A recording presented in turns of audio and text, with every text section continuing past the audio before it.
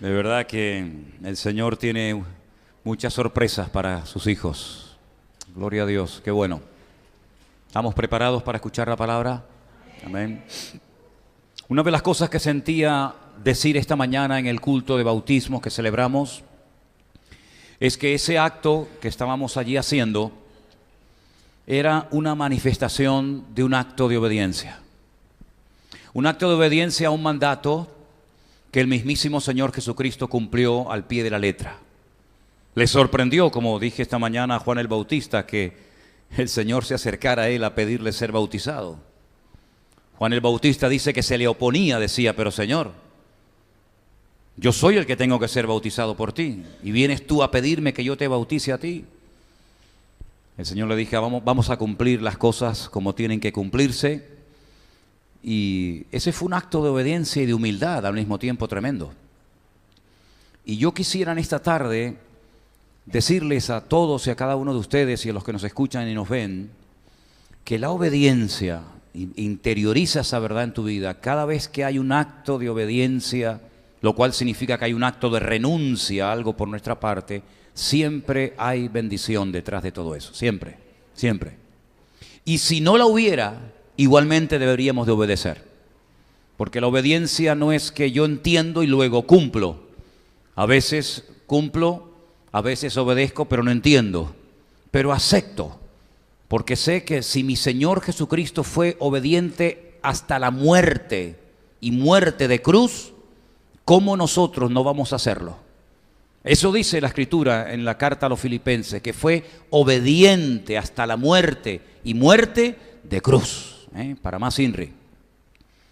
Ahora, yo quisiera en esta tarde hablar de algunos personajes que por lo que hicieron y por la forma como se montaron la vida, pasaron a la historia, porque en momentos puntuales de su vida no siempre fueron todo lo obediente que deberían de haber sido.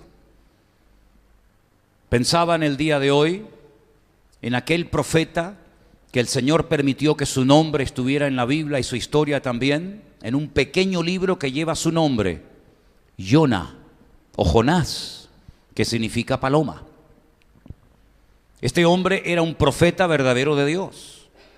Los profetas eran gente realmente con un sentido del deber y de la responsabilidad muy elevado, porque ellos sabían perfectamente que un profeta era como un vocero, un instrumento que en momentos puntuales Dios utilizaba para traer palabra al pueblo o a un rey o a una persona en particular.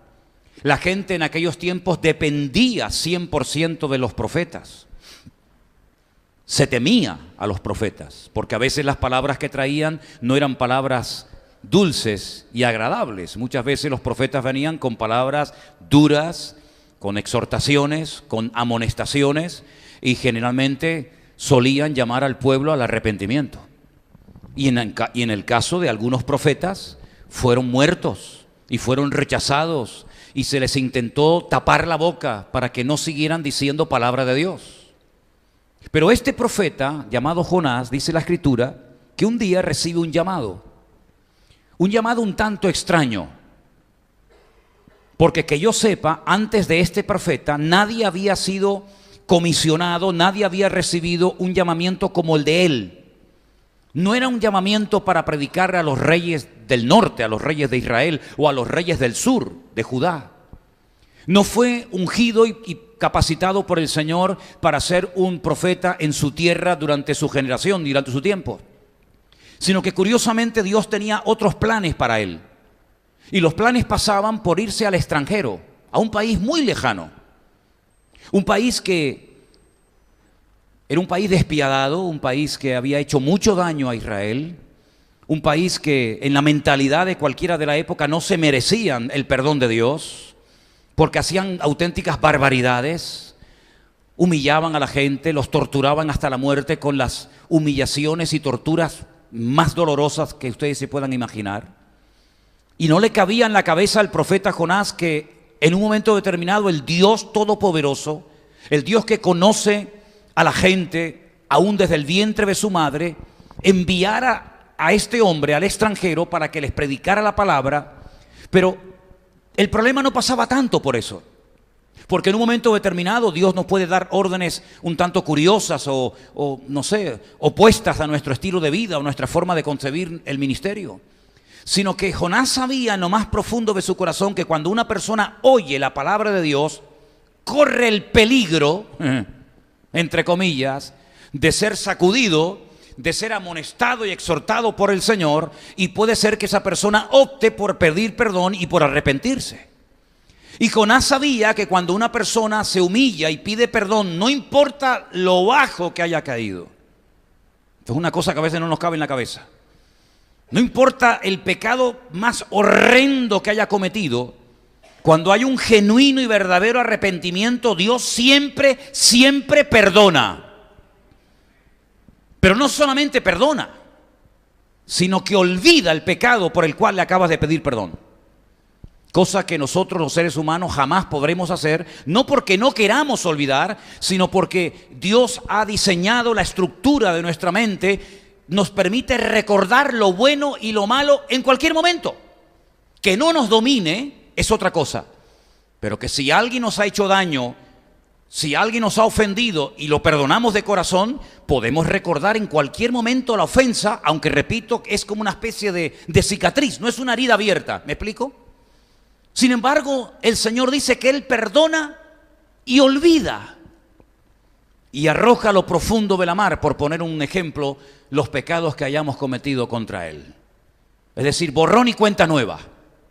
No te voy a echar en cara dentro de 10 años aquella palabra que me hiciste o aquel daño que me causaste, sino que Dios jamás te echará en cara algo por lo cual tú le pediste sincero perdón al Señor. ¿Estamos de acuerdo?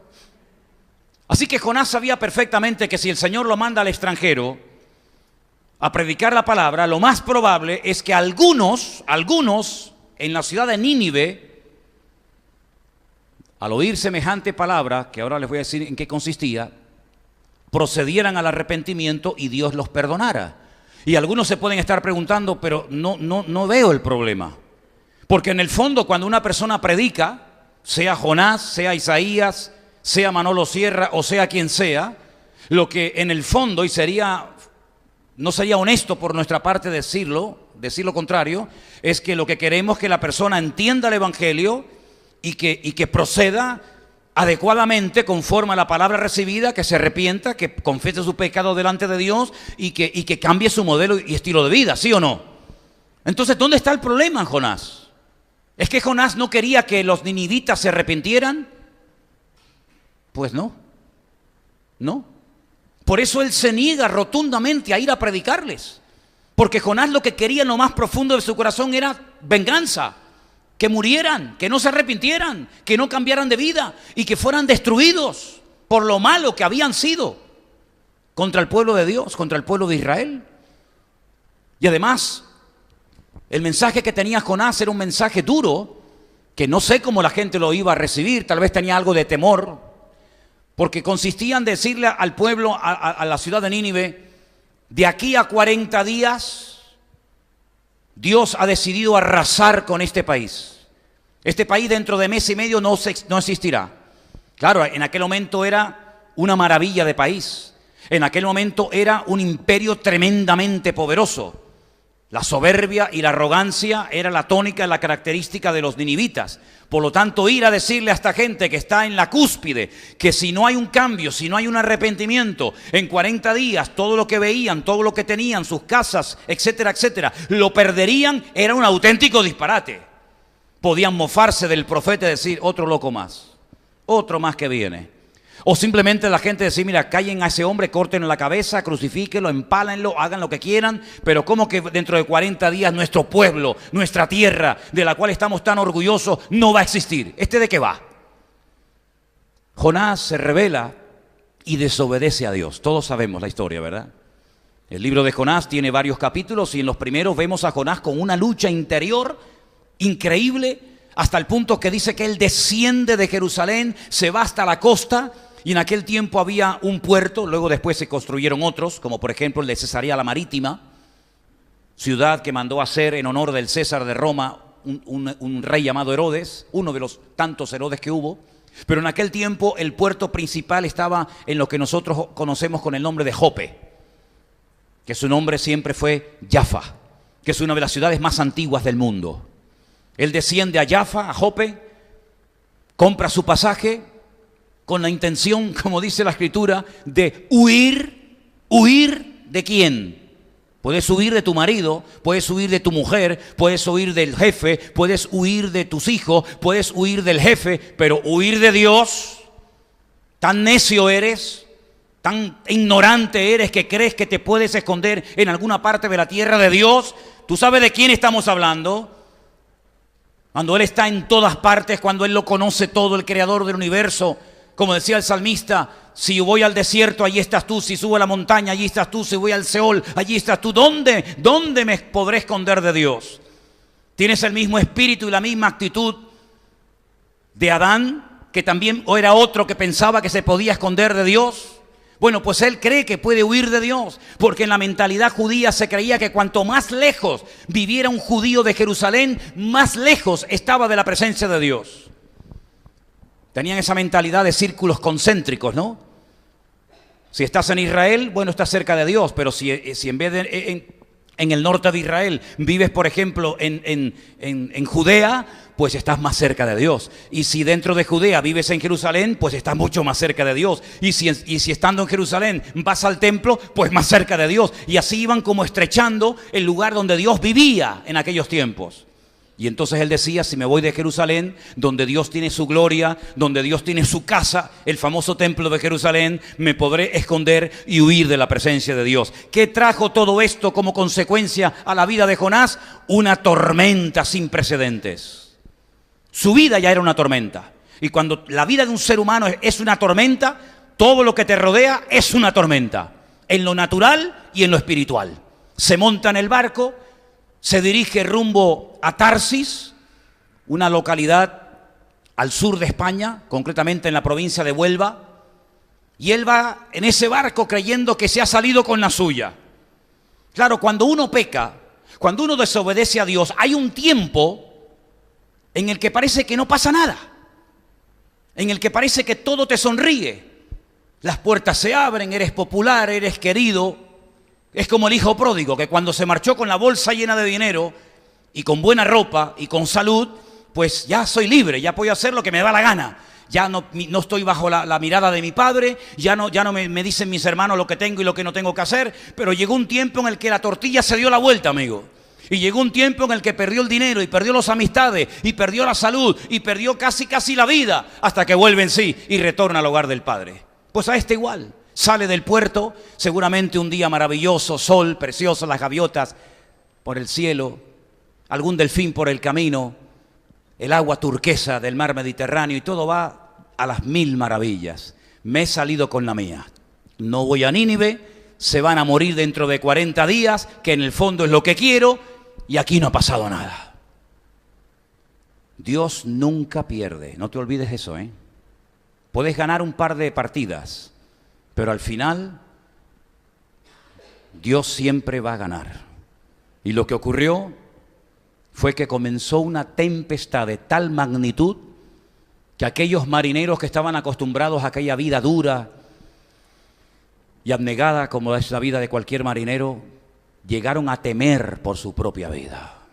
Comenzaron a aligerar y comenzaron a echar por la borda cantidad de cosas, tratando de aligerar la nave. Pero aquello iba cada vez a peor y a peor y a peor. Los marineros, que eran y son muy supersticiosos, comenzaron cada uno a clamar a sus dioses, depende del que tuvieran. Si eran de origen griego, tal vez estarían orando y clamando a Poseidón, rey de los océanos. En fin, cada uno clamaba a su dios.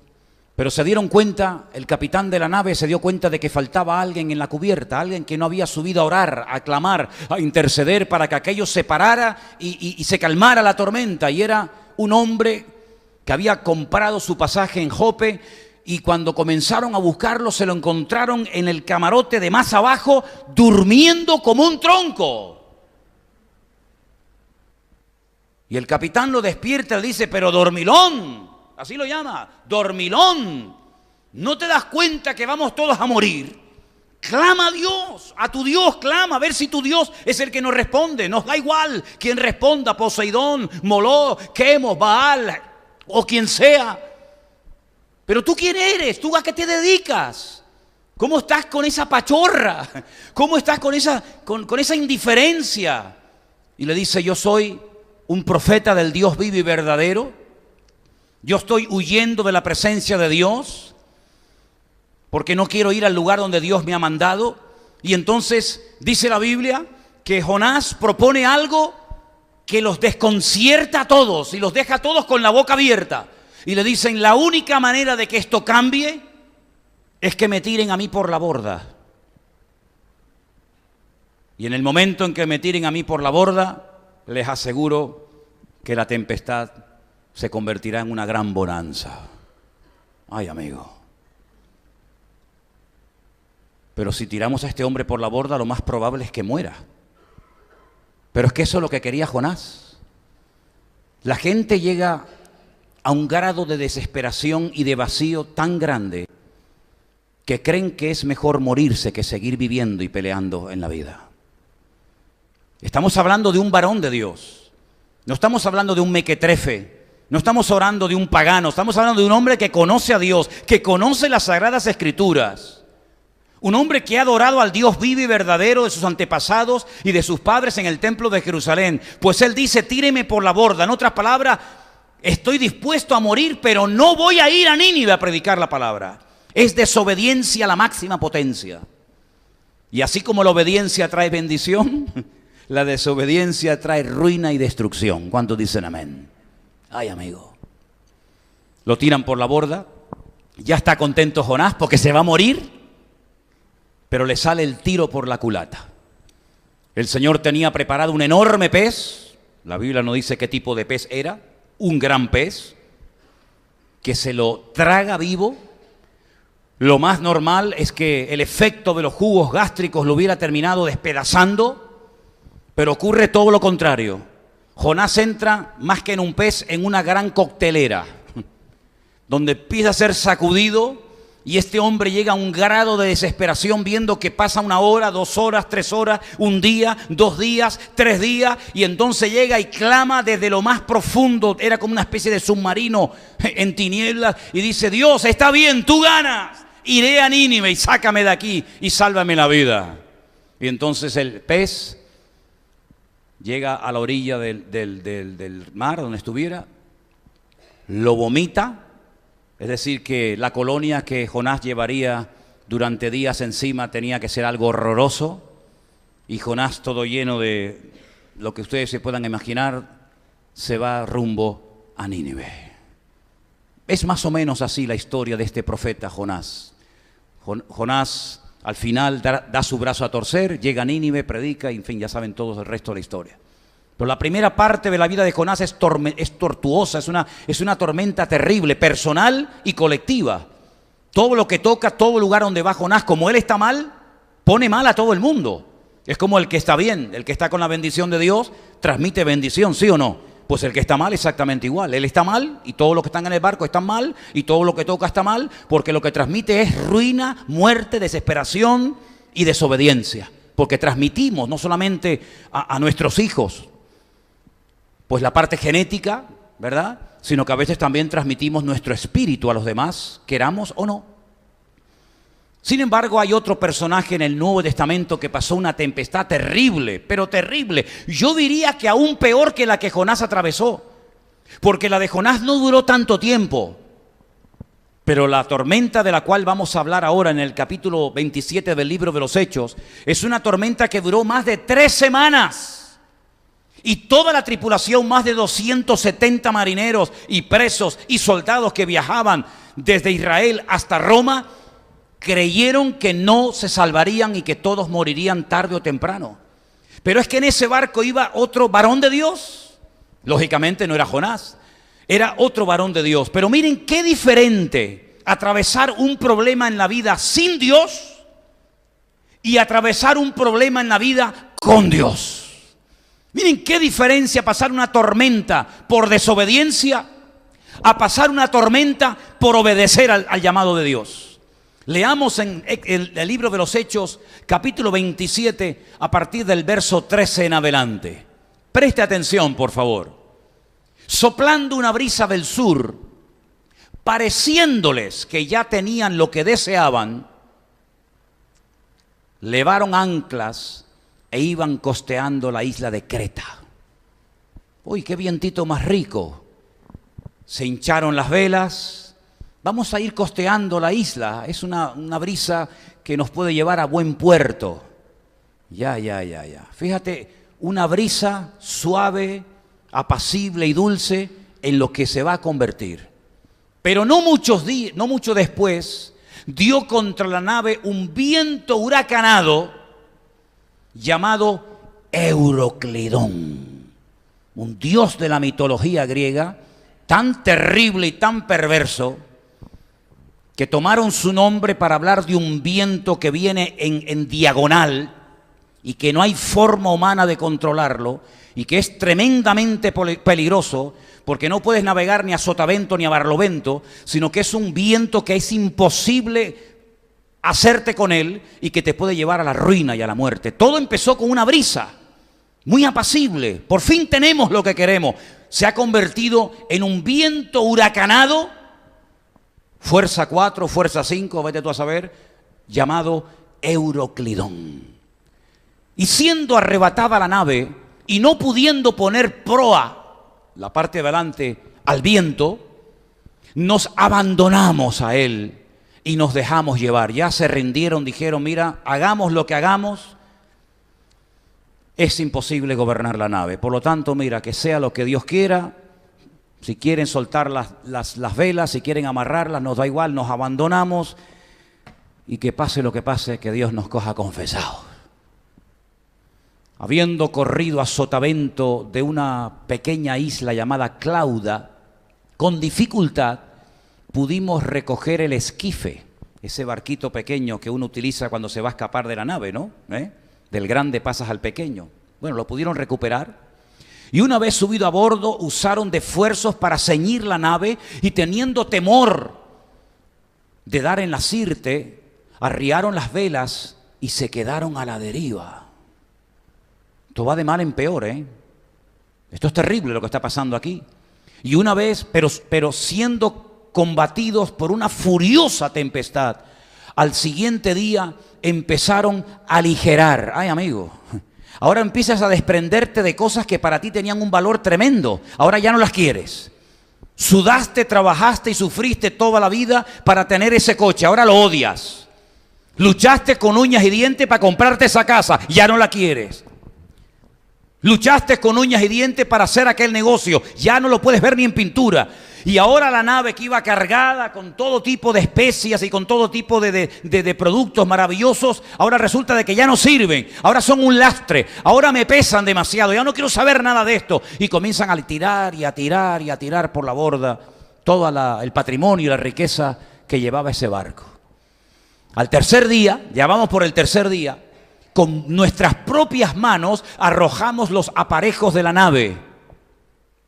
Y no apareciendo ni sol ni estrellas por muchos días, en aquellos tiempos era fundamental, ¿verdad? En aquellos tiempos la brújula no fue inventada hasta la época del Renacimiento. Las brújulas eran muy rudimentarias, ¿verdad? Y el sol, la luna, las estrellas ayudaban a los marineros, tanto de día como de noche, a orientarte. Si no veo sol, ni luna, ni estrellas, ¿en qué me oriento? Si no sé si estoy dando vueltas en círculos, si voy para atrás, si voy para adelante. Ya ha pasado muchos días, no vemos el sol, no vemos las estrellas, acosados por una tempestad no pequeña, ya habíamos perdido toda esperanza de salvarnos. Toda.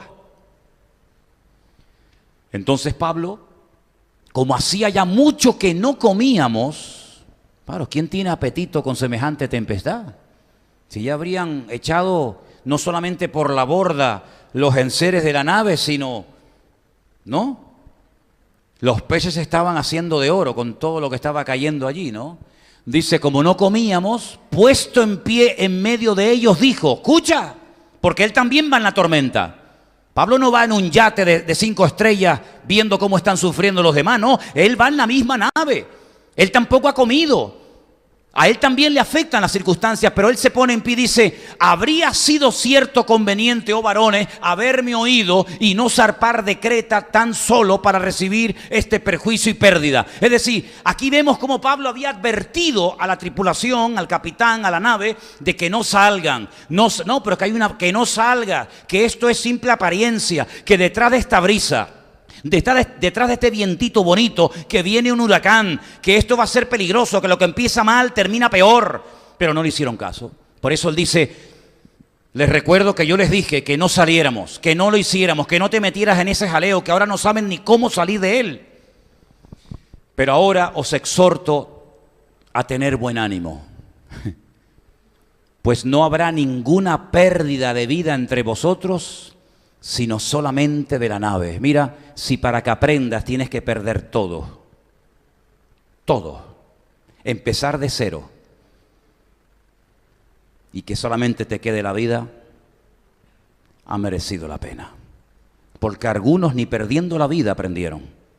Así que es mejor perder la nave, tirar las joyas, tirar toda la comida por la borda, pero por lo menos conservemos lo más valioso que tiene un ser humano, que es la vida.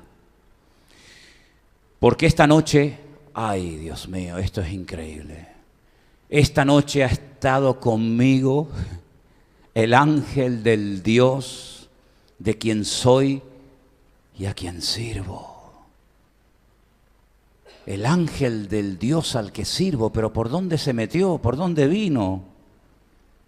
Él entró en mi camarote. El ángel del Señor, la presencia de Dios está en este barco.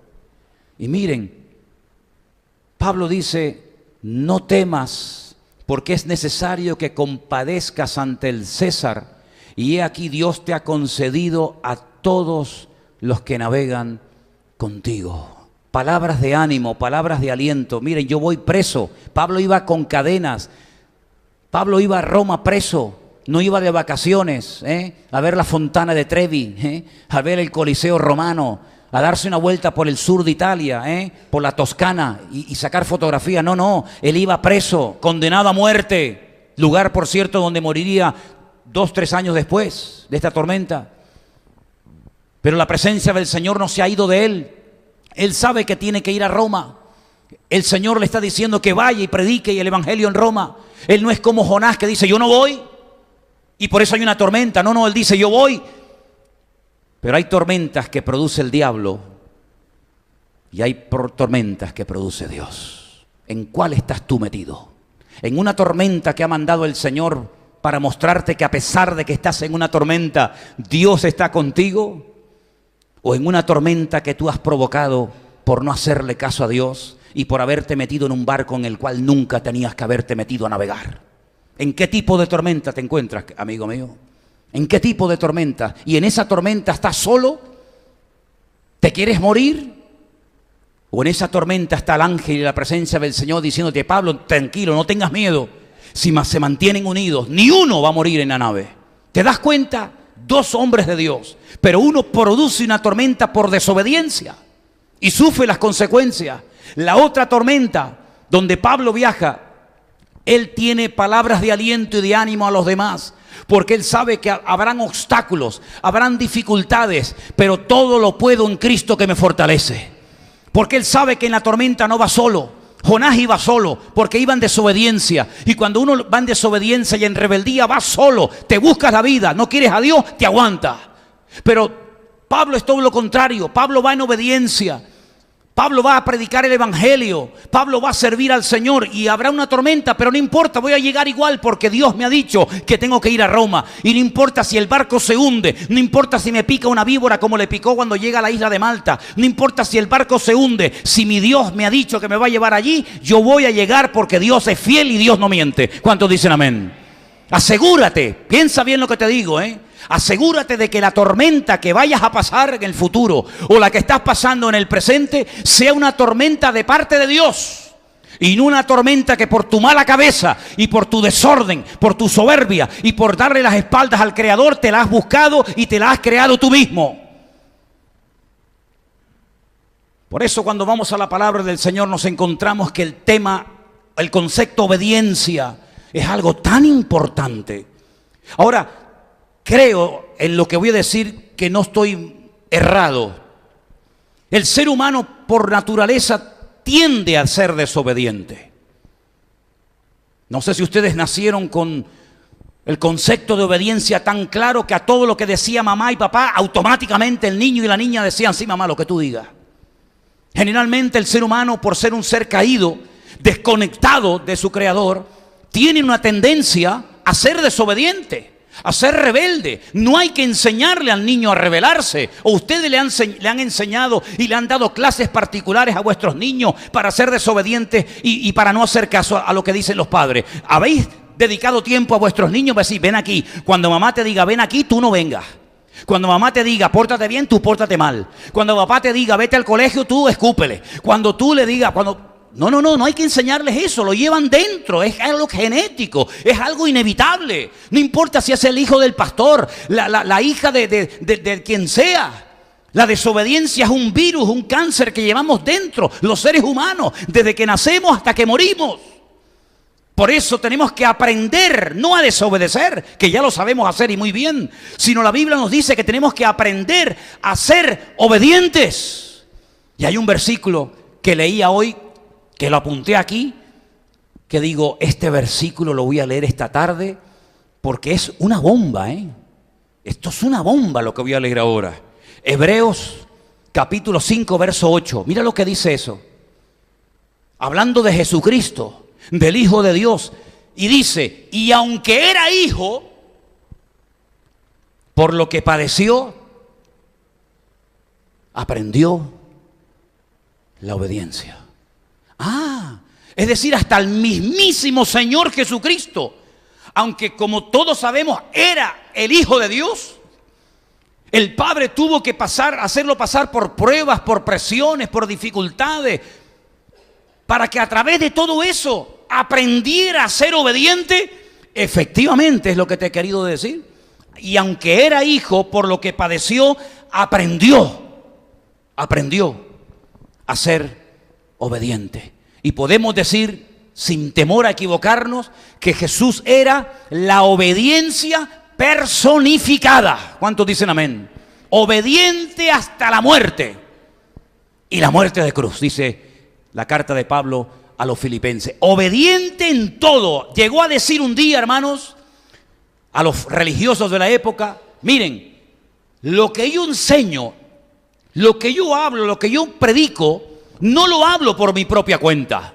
Ni siquiera cuando veo a un cojo, a un mudo, a un paralítico, a un endemoniado, a un muerto, ni siquiera los milagros que hago, los hago porque me salió del corazón ayudar al pobre hombre que estaba ciego o leproso o paralítico. No, sino que todo lo que hago en la vida y todo lo que digo es porque mi Padre me dice que lo haga y que lo diga, y si no, no sería capaz de hacerlo. Hasta en eso era obediente al Padre. ¿Qué te parece? Cuando era pequeño, tenía 12 años, dice que se quedó un tiempito más en Jerusalén. Los padres se fueron a su casa y dice que lo perdieron. Y volvieron y le dijeron, hijo, ¿qué haces aquí? Tienes que venir con nosotros, no te puedes quedar aquí solo. Y dice que volvió con sus padres y estuvo sujeto a sus padres hasta la edad de 30 años. Igualito que los hijos de hoy en día. Igualito. Igualito. Ay, amigo. Llega Israel, el pueblo de Israel, y observa que el líder espiritual del país, un profeta, también los consideran el último juez de Israel, el profeta Shemuel, el que oye a Dios, tiene 2 hijos que son un desastre. No salieron al padre.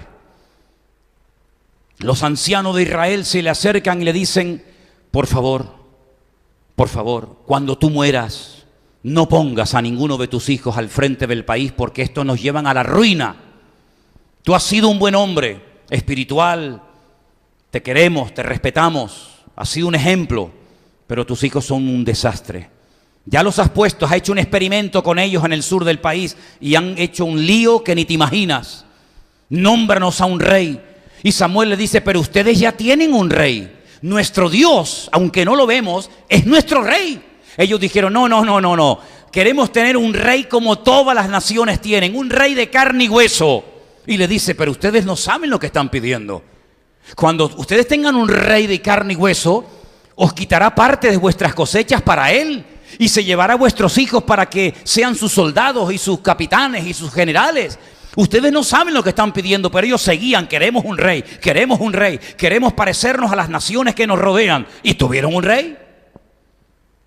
Pero el juguete se les rompió al poco tiempo. Al final, el primer rey que tuvieron, Shaul, el mismo nombre del profeta, del apóstol Pablo, que era Shaul, exactamente igual, porque eran de la misma tribu, la misma familia de Benjamín. La Biblia nos enseña que Dios llega un momento en que le dice a Samuel, no me ores más por este hombre. Para Dios cansarse de alguien, lo harto que tenían que tenerlo, Para Dios decirle a una persona, no ores, pero Señor, no ores, porque lo que me pidas por él no te voy ni a oír. Lo harto que tenía que tener este hombre a Dios, Cuando el Señor lo que quiere es que oremos y que clamemos, pero no que perdamos el tiempo, sino que seamos sabios cuando demos, que seamos sabios cuando oremos, que seamos sabios con nuestra vida. Y el profeta Samuel estaba obsesionado con este hombre. No había manera, le decías una cosa y hacía todo lo contrario. Y Dios le dijo, no me sirve este hombre. Sí, muy imponente, muy alto, todo lo que quieran, pero es un desobediente. Es una persona que hace las cosas como le dan la gana y luego encima le echa la culpa a los demás. No ores más por él, yo ya me he levantado, yo ya he preparado a otro hombre conforme a mi corazón. Un hombre sumiso, un hombre fiel, un hombre obediente. No ores más por él. Y fíjate en 1 Samuel, capítulo 15, versículos 22 y 23 lo que dice. Dios lo manda a Saúl, le da otra oportunidad más para que demuestre a ver si ha cambiado, para que demuestre su seriedad. Y le dice, vete a un enemigo que se llama Amalek y ya sabes lo que tienes que hacer. Tú sabes lo que Amalek le hizo a tus antepasados y si tú no terminas con este problema hoy, las próximas generaciones van a sufrir mucho por culpa de esta gente. Así que ya sabes lo que tienes que hacer. Vas y cumples mi orden. Allí se va Saúl, no hace lo que Dios le dice, hace lo que él cree que debe de hacer. Y en el capítulo 15, versículo 22 dice, Samuel le dijo, ¿se complace el Señor tanto en los holocaustos y víctimas como en que se obedezca a las palabras de Dios? Ciertamente el obedecer es mejor que los sacrificios. Fíjate a quién le está hablando, a un judío que están todo el día con sacrificios para arriba, sacrificios para abajo. Y toda la ley prácticamente gira en torno a sacrificios y holocaustos por la mañana, holocaustos por la tarde, holocaustos por la noche, becerros, corderos, cabras. Bueno, pues Dios dice, yo prefiero que me obedezcan porque para mí es mejor que me obedezcan, mejor que me estén todo el santo día presentando sacrificios. Y prestar atención para Dios es más importante y de más valor que la grosura de los carneros. Y ahora viene una palabra en el 23 muy interesante donde dice el Señor, porque como pecado de adivinación, lo que hacen las que tiran las cartas, lo que hacen o intentan las que leen las manos, las que observan las estrellas, las que encienden las velas negras, las que se ponen las bolitas de colores en el cuello y en los brazos, para Dios, como pecado de adivinación es la rebelión. La gente rebelde para Dios son como santeros. Ay, amigo. Y como idolatría, la obstinación. Por cuanto tú desechaste la palabra de Dios, Dios a ti también te ha desechado para que nunca más seas rey. Se acabó, fuera. Pasamos la página. ¿Cuál fue el motivo por el cual Dios desechó a este rey? ¿Porque no ganaba las guerras? ¿Porque no cantaba bien? ¿Porque no tocaba un buen instrumento? ¿Porque tenía mala puntería con el arco, con la flecha? No, por desobediente. Y tú dices, bueno, pues tampoco es para tanto, ¿no? Él iba a la guerra y mataba un montón de filisteos y obtenía grandes victorias, sí, pero más importante que lo que haces es lo que eres. ¿Me habéis oído? Más importante que lo que haces, que no digo que está mal, más importante que lo que haces o lo que tienes, es lo que eres. Y eres un desorden de persona, eres un desobediente. Y Dios lo desechó. ¿Qué te parece? Ahora podemos entender cómo Dios no va a hablar con voz audible el día que su Hijo Jesucristo, la obediencia personificada, recorre desde Galilea hasta el río Jordán, donde está Juan Bautista bautizando y se bautiza. ¿Cómo no va a hablar Dios y a decir lo que dijo? Este es mi Hijo amado, en el cual deposito toda mi confianza y en el cual me gozo y pongo toda mi complacencia. ¿Cómo no va a hablar Dios? Cuando Dios ve la obediencia de su Hijo, la humildad de su Hijo, habla. Pero cuando Dios habló acerca de Saúl, lo que dijo fue todo lo contrario. No dijo, miren a Saúl, el hombre obediente, el hombre más cerca de mi corazón, el hombre que le digo una cosa y hace todo exactamente igual. Sino dice, no me sirve, lo he desechado, busquemos a otro hombre. ¿Qué te parece? La obediencia es un imán que atrae la bendición de Dios al hogar, que atrae la bendición de Dios a la iglesia, que atrae la bendición de Dios a la familia, que atrae la bendición de Dios a tu vida. Pero la desobediencia es lo peor y lo más inmundo y lo más repugnante que Dios puede encontrar en nuestra vida, porque está basada en algo que se llama rebelión. Y el padre de la rebelión, el que está detrás de todo acto de rebeldía y desobediencia, ¿saben quién es? Satanás, el diablo, que ha sido rebelde y ha sido desobediente desde el principio hasta el final. Por eso, amados hermanos, qué importante es obedecer a Dios en todas y cada una de las cosas que Él nos mande hacer. Entendamos o no, porque lógicamente entender y cumplir no hace falta ser muy listo. Pero cuando Dios nos pide algo, cuando Dios nos exhorta, cuando Dios nos amonesta, cuando Dios nos corrige, cuando Dios nos disciplina por algo que tal vez no entendemos, pero obedecemos con gozo y con alegría, el Señor siempre honra y el Señor siempre bendice, porque la obediencia trae la bendición de Dios a nuestras vidas. ¿Cuántos dicen amén? ¿Se lo podría decir al que está a su lado? La obediencia trae bendición a nuestras vidas. Amén. El último texto que quiero leer está también en Hebreos, capítulo 12, versículo 5. Este es el último texto que voy a leer en esta noche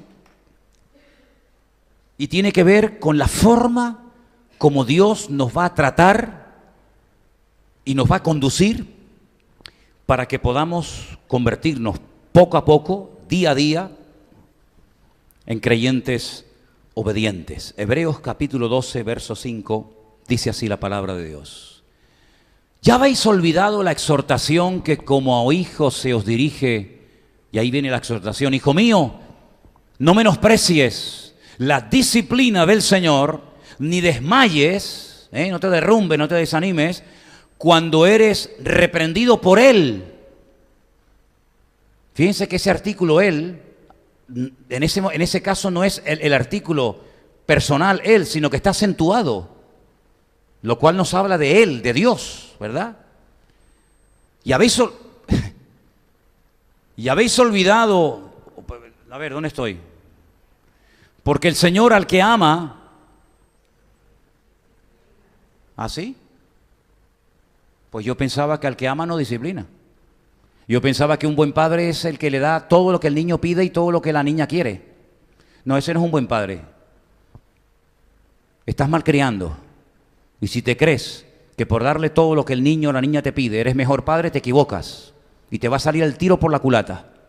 Porque lo estás encauzando mal. Porque el día de mañana, cuando la vida le diga que no, como está acostumbrado a que todos le rían la gracia, lo va a pasar muy mal. Entonces, si lo quieres preparar de cara al futuro, hay momentos en los que hay que decir, no. ¿Por qué? No. ¿Por qué? Porque lo digo yo. ¿Te parece poco argumento? Dice, ay, pero es que eso va en contra de la psicología moderna. Pero es que yo no soy un psicólogo, hermanos. Yo soy un predicador del bendito Evangelio de Jesucristo. Y ahí me tiene sin cuidado lo que digan los psicólogos o lo que diga la sociedad. Dios hay momentos que dice no. O hay momentos que dice sí. Y por eso ninguna disciplina, como vamos a ver, es producto de gozo. Pero dice que el que ama, el que es amado por Dios, Dios lo va a disciplinar y lo va a tratar. En este caso dice azotará, ¿verdad? Verso 7. Si soportáis, ahí está el tema, ahí está el quis de la cuestión. Si soportáis la disciplina, Dios os va a tratar como a hijos. ¿Y si no lo soporto? ¿Si me rebelo y no me gusta? Bueno, vas a ver lo que te va a decir, pero dice, ¿qué hijo es aquel a quien el padre no disciplina? Mira cómo están los jóvenes hoy en día. El otro día estaba yo en la puerta de la iglesia y pasaba un padre y le había dicho al niño que no, que ya era la hora, que ya tenía que irse a casa a hacer los deberes, que era muy tarde, y el niño le fue dando patadas desde la esquina hasta la otra esquina, patadas y escupiéndole al padre y llamándolo de todo. Esa es la sociedad en la que vivimos. A mí ni se me ocurriría darle una patada a mi padre en aquellos tiempos porque me ponía la cabeza así. Pero si se os deja sin disciplina, de la cual todos han sido participantes, entonces sois. ¿Y cuántos bastardos hay en las iglesias, hermanos? Qué fuerte, ¿no? ¿Cuántos bastardos hay? Porque no se les puede decir nada. Las iglesias están llenas de bastardos. Los que no aceptan la disciplina del Señor no se pueden llamar hijos de Dios. Dice la Biblia que el que no acata, el que no acepta la disciplina, el trato de Dios, es tratado como un bastardo y no como un hijo. Imagínate tú. Por otra parte, tuvimos a nuestros padres terrenales que nos disciplinaban y los venerábamos, los respetábamos. ¿Por qué no obedeceremos mucho más al Padre de los Espíritus y viviremos? Aquellos, nuestros padres, ciertamente por pocos días nos disciplinaban como a ellos les parecía, pero para lo que nos es provechoso, para que participemos ¿de qué? De su santidad, de su misma esencia. Es verdad que ninguna disciplina, es lo que dije, ninguna disciplina al presente parece ser causa de gozo, sino de tristeza, pero después da fruto apacible de justicia a los que en ella han sido ejercitados. ¿Os dais cuenta? ¿Cuál es el método de Dios? Darnos donde más nos duele. ¿Cuál es el método de Dios? Tratarnos y moldearnos. Le contaba a las hermanas de Barcelona que en un viaje que hice hace unos años a una iglesia de la península, no vamos a especificar los lugares porque claro, pues aquí están con la lupa siempre mirando lo que dijo, lo que no dijo y después mañana me fríen a mensajes. Ay, ¿por qué dijiste esto? Bueno, en un lugar de la península, en un lugar de La Mancha de cuyo lugar no quiero acordarme, ¿verdad? Bueno, pues me presentaron una vez, el pastor de la congregación me presentó a una muchacha que dice que había vivido en Tenerife y que era cristiana. Yo cuando la vi, con todos mis respetos, yo pensé que era Cristina, no cristiana, Cristina. Y le pregunté, ¿dónde te congregabas en Tenerife? Dice, no podía congregarme porque yo trabajaba en la noche. Digo, era Sereno, el Sereno de antiguamente, ¿no? Y trabajabas en la noche, ¿sí? ¿Dónde? En el sur de Tenerife. No era cuidando una obra que están aquí construyendo al lado de... En el sur de Tenerife trabajabas durante la noche.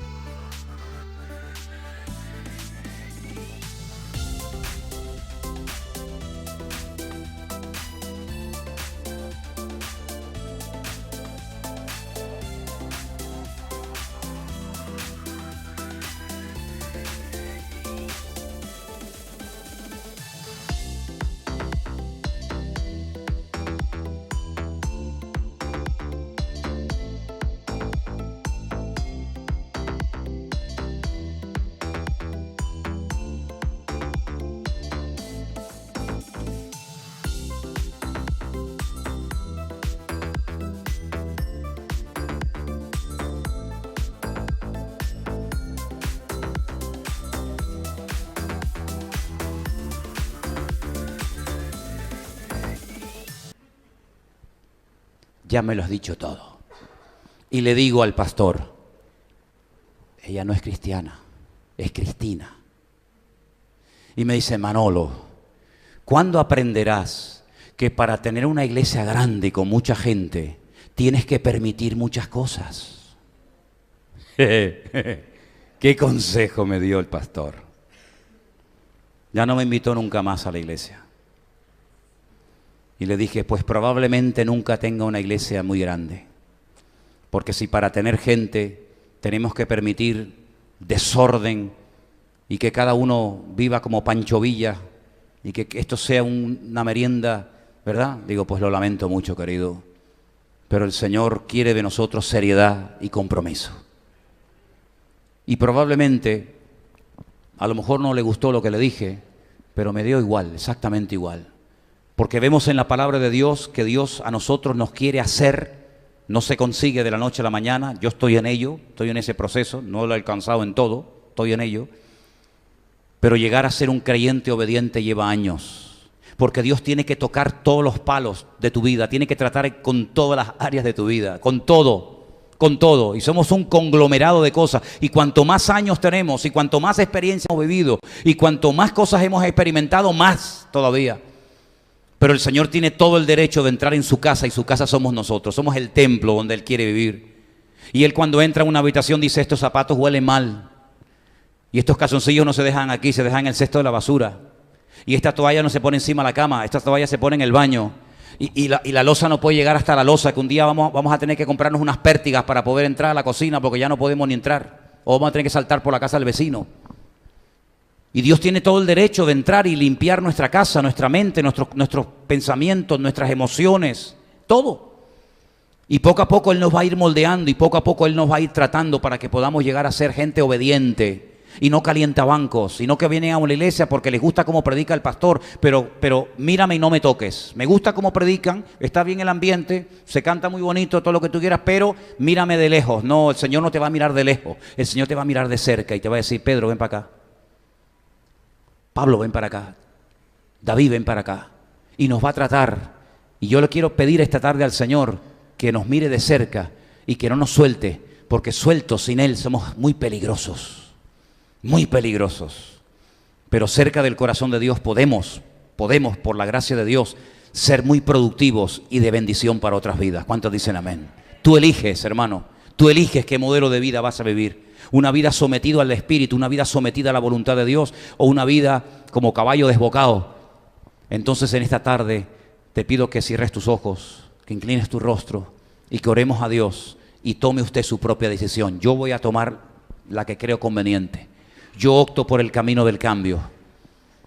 Yo agacho las orejas, me humillo delante de Dios y le pido perdón, porque no siempre he sido todo lo obediente y todo lo ejemplar que debería haber sido. Porque no siempre obedecemos a la primera.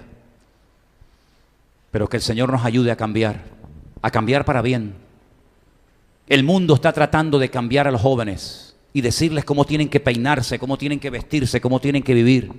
El mundo está tratando de moldear a la iglesia, lo que tienen que permitir, lo que tienen que predicar, lo que no pueden comentar. Pero sin embargo, nosotros tenemos a un Dios con un manual, que es la Biblia. Babilonia intentó cambiar y transformar por fuera y por dentro al pueblo de Dios. Tal vez con algunos lo consiguió, pero con Daniel no pudieron. Con Daniel no pudieron. Cuando dieron aquel decreto: no se puede elevar oración a Dios alguno durante 30 días, Daniel dijo: así, pues ahora voy a seguir exactamente igual. Voy a seguir orando por la mañana, por la tarde y por la noche. Por la mañana, por la tarde y por la noche. No voy a cerrar las ventanas para que nadie me vea. No me voy a meter debajo de la cama para que nadie me descubra, sino voy a abrir la ventana. Y si me tienen que llevar al foso de los leones, que me lleven. Pero yo no voy a dejar de orar a mi Dios porque usted lo diga. Oye, hermano, se jugó la vida, pero Dios lo honró, porque Dios honra a los que le honran. ¿Se da cuenta? Si no se doblan ante la imagen que yo le he construido, seréis muertos en este mismo instante, arrojados a un horno de fuego. Podían haber dicho: bueno, ¿qué más da? Nos arrodillamos por fuera, pero en nuestro corazón adoramos al Señor, salvamos la vida. No, no nos vamos a postrar. Aunque te empeñes, nos des 300 oportunidades, no nos vamos a postrar. Porque nosotros solamente doblamos las rodillas ante nuestro Dios, no ante tus ídolos de madera o de piedra o de lo que sea. Y fueron lanzados vivos a un horno de fuego, atados de pies y de manos. Pero Dios estaba con ellos dentro y los bendijo y los prosperó. ¿Por qué? Porque eran personas obedientes, dispuestas a dar la vida si era necesario. Porque creían que Dios los podía librar. Pero también dijeron: pero si no los libra, porque de algo hay que morir. Claro, a todos nos gustaría cerrar los ojos y quedarnos dormiditos en la cama y ahí nos fuimos. Pero si Dios ha elegido que yo muera quemado, tampoco me voy a postrar. ¿Te das cuenta, hermano? Pero para llegar a esos niveles de espiritualidad, para llegar a esos niveles de fe, hay un proceso. No cortes el proceso, no abortes, por favor, no abortes la obra de Dios en tu vida. Deja que trabaje en ti. Señor, te damos gracias en esta tarde por tu palabra. Gracias porque tú eres nuestro ejemplo de obediencia en todo. Yo te pido, Señor, que nos hagas gente obediente. Quita la rebeldía de nuestros corazones. Quita ese espíritu de creernos sabios. Señor, obra en nosotros de tal manera que no nos cueste decir amén, Señor, como tú quieras, como tú digas, Maestro. Que nos gocemos diciéndote, está bien, Señor, si así tú lo quieres, amén. Porque al final descubriré que la voluntad de mi Dios es santa, es buena y es perfecta para mi vida. Aleluya. Ayúdanos a ser obedientes. Te lo pedimos en esta noche en el nombre de tu amado Hijo Jesús. Amén, amén y amén. Gloria a ti. Ponemos de pie, queridos hermanos. Nos preparamos para levantar la ofrenda.